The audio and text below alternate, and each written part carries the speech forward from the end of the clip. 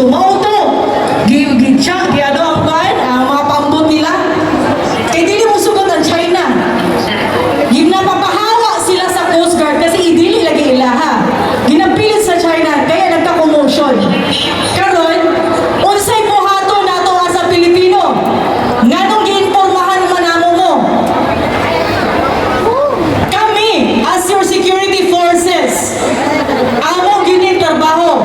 Pero as a Pilipino, mo as a whole Pilipino, unsa atong trabaho? Ipaglaban nato ang atong rights. No? Ipaglaban natin yung karagatan natin. Bakit? Bakit, ma'am, sir? Para sa future nato sa atong mga estudyante. Baka maagtan tag gira karon, and then wala taga-action. Luoy ang atong mga future na apo, future na future na doktor, future na teacher. Kaya nga wala man ninyo gitabangan. Paano ba may tabangan as a security forces? Ang amo ng hangyo sa inyo is through social media. Through social media, ipalaganap natin na ang West Philippine Sea, kung makakita mo sa social media, ang West Philippine Sea is atin. Mura na ihangyo namo sa inyo. Kasi kami, we've done our part.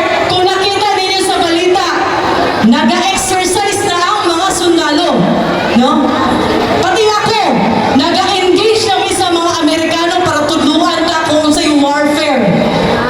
Kasi kabalo ta kung unsa ra atong kakayanan. Isa ra kita kakuan sa ano ba? China ba? Di ba? Kita din kamot pag may sundalo.